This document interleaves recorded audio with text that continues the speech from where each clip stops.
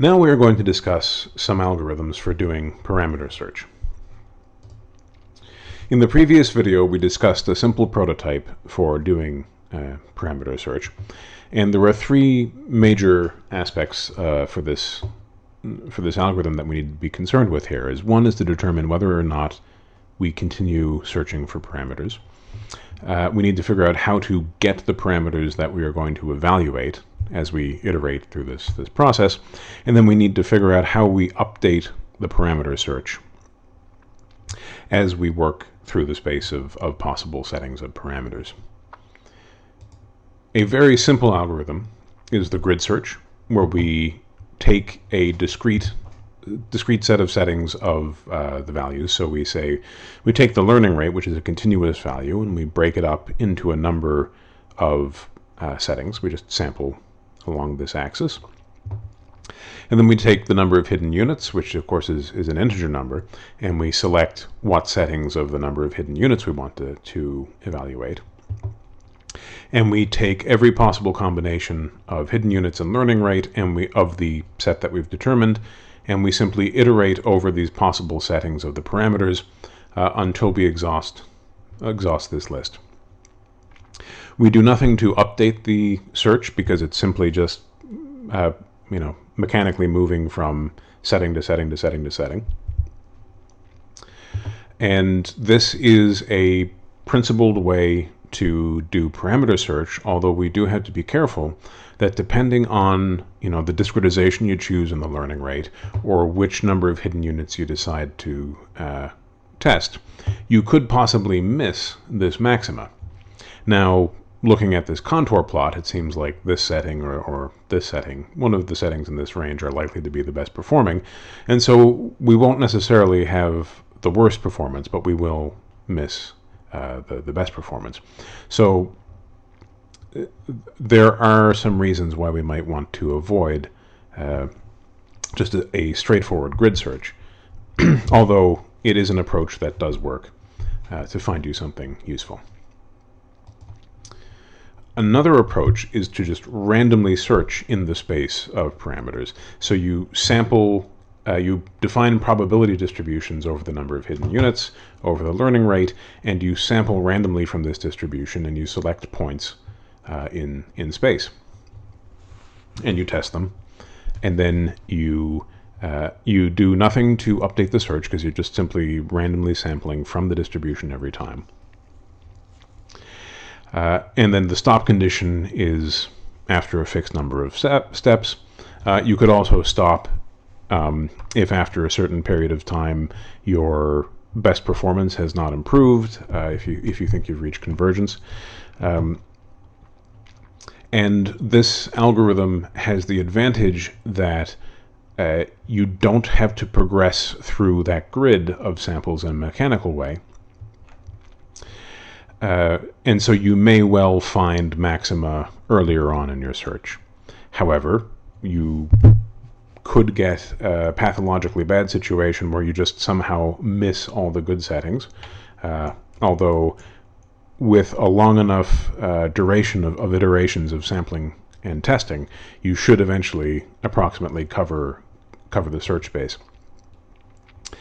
So provided you have the time to search, you can ultimately get a good answer out of this system.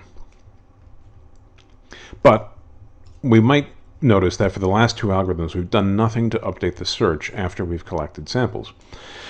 So can we do something better? Can we do something a little bit smarter that maybe takes advantage of techniques that we've already discussed or learned from optimization, or techniques that exist in optimization literature?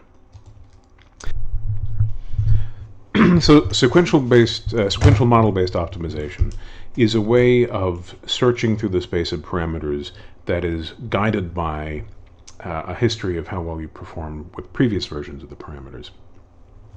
So where the grid search and the random search are just sort of blindly testing out different things, attempt after attempt after attempt, the basic concept behind sequential model-based optimization is that we're trying to learn a model of the performance as a function of the free parameters, while seeking optima in that model. And by that I mean is we're assuming that the training data is fixed, and then we set the parameters on the network and the training algorithm, and we train it on the data. And so we can map this as a function from the parameters to whatever the optimization routine produces with those parameters in the training data as the value of that function. This does create a bit of an exploration-exploitation trade-off. And by that I mean we want to explore the space of possible parameter settings to make sure that we've covered it properly in the hopes of finding the global optima. But we also don't want to spend so much of our time exploring that we don't get to really hone in or exploit the high value regions of this function. So there are a number of different tools that we can use. Again, this is ultimately an optimization problem, and so we can use tools from optimization. Gradient descent on the parameters is possible, but it's not necessarily always admissible. So if you take some step in the direction of the gradient with respect to the number of hidden units, you could conceivably be told that you need a fractional number of hidden units, which is not a sensible thing to be doing. So you do have to be careful how you implement these gradient methods. But the two methods we're going to talk about today are genetic algorithms and Bayesian optimization. And we will note that there is some caution to be had about Bayesian optimization. But function approximation methods that learn a model that we can then evaluate to find high value points in that model are techniques we could use doing sequential model-based optimization. And I'll refer you to the deep learning book to reference some other algorithms that are perhaps more recent than these sort of basic concepts if you want to follow up more on sequential model-based optimization. So genetic algorithms, the basic concept is we build a population of individuals, we find the ones that perform well, and we breed them together to create a new population, evaluate those, and we repeat the cycle. So when I say we create a bunch of individuals, what I mean is we specify an individual, a neural network. So let's just take a multi-layer perceptron, and we define it by some set of parameters. So in this case, the learning rate, the number of hidden units, the regularization term we're using, the activation function we're using. And we can evaluate, so we have here, say, individual 1 and individual 2, and we can evaluate their performance. And if we decide that these are two individuals who perform well and we want to keep them in the pool of possible solutions, or use them to create new solutions, we can take genes from the first individual and stick them in an offspring. And then we can take a gene from another individual and the other individual and stick it in the offspring. And which genes come from which parent is determining determining the crossover point. And crossover is one of the free parameters in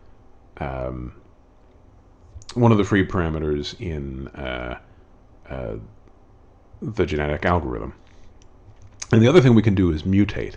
And that is to say, with some frequency or some probability, genes are, instead of being inherited from one parent or the other, they are drawn from a random distribution. And so this mutation here, we see that this individual has its own unique activation function, not inherited from individual 1 or individual 2.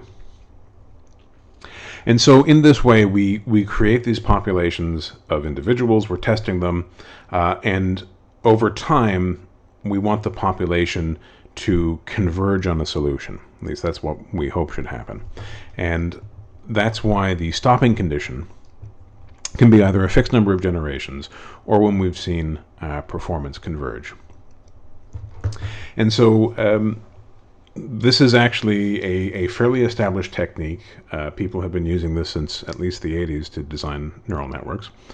In fact, some researchers at Stanford used genetic algorithms to find a multi-layer neural network that solved the XOR problem, which we had discussed back with perceptrons. And so this is a nice approach in that it still has the benefits of randomness. We can also specify the random distributions, say, over activation functions, which are discrete concepts. It's sigmoid, tan, ReLU, and also have distributions over continuous values like the regularization term or the learning rate. So we don't get this problem that we would have with like a gradient method where we could be told that we need a fractional number of hidden units. And also, because of the nature of how the genetic algorithm progresses, we're honing in closer and closer on good values as time goes on. As it is an optimization routine, there is always the risk that we get stuck in local maxima or local minima. And to deal with that, we have to use standard optimization techniques like random restarts. There is extensive literature on genetic algorithms, which we will not go into today, but many of these techniques can be used for finding good parameters for neural networks. Now, another approach to finding good parameters is to use a technique called Bayesian optimization. Bayesian optimization is a way of finding maxima in functions where you have developed a probability distribution over the entire function.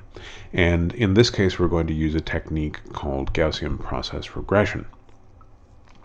Gaussian process regression will specify for every point in the input space a mean, an average, and a variance.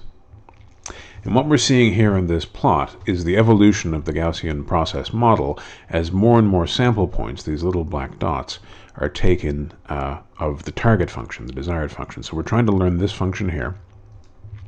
And we want the mean function to be look very much like the target function, and we want the variance generally to be small. And by that I mean we want to be certain of our predictions across the input space. But what you'll notice is that the sample points, they initially start off being fairly widely diverse or spread out across the input space, but over time they start focusing on the maxima here. And the way they do that, the way we determine parameters, is we sample from an acquisition function, and that's a function that evolves over time with observations. And to a coarse approximation, we can view the acquisition function being specified like this. The acquisition function of, say, the learning rate L and the number of hidden units H is equal to the average value, in this case, say the validation accuracy, at current time, plus the square root of the variance of this estimate for the learning rate and the number of hidden units. And we need the square root to make sure that the units are the same for mean and for the standard deviation, right? Because variance is in squared units of whatever mean is. And so we select points L and H that maximize this function. We then take an observation and we do the Gaussian process regression update, which we won't go into here, and we continue sampling this for a fixed number of samples or until we've reached convergence. And that can be convergence in space in the input space, or it can be convergence in the performance of the best performing samples.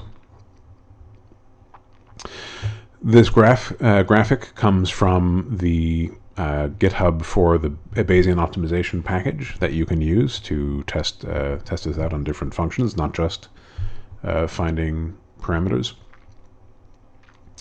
But there is a note of caution to be had with Bayesian optimization. This kind of sampling assumes that this function space is smooth, and as we can see here in the target function, there are no sharp edges.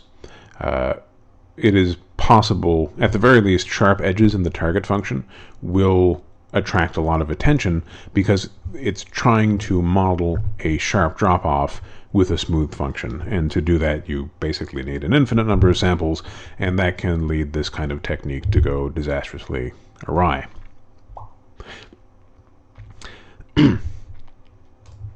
So just to sum up parameter search, what we're doing here with some of the more advanced techniques is we're treating the parameter setting problem as a function optimization problem, where we're trying to learn the function while we're trying to optimize it. So we want to find the inputs to whatever this function is, the parameters for the neural network that maximize the output. The stopping criteria are important because we can, in many cases, we could sample this function space for an infinitely long period of time. So you need to make sure that your criteria are lenient enough that you will search enough of the space that you'll find good values, but you also want to make sure that they're not so lenient that you'll search forever. And all of these techniques have limitations. The grid and the random search could take a very long time. Techniques like Bayesian optimization are good when evaluating the function, the training the neural network is quite expensive. And of course, the genetic algorithm is sort of robust to non-smooth, to a certain extent, it's robust to non-smooth function spaces. So there's caveats to all these things, but this is a broad sampling of techniques that you can use to optimize the parameters in your neural network. Next, we're going to talk about moving up a level conceptually from finding parameters, optimal parameters for your network, to finding architectures for your network.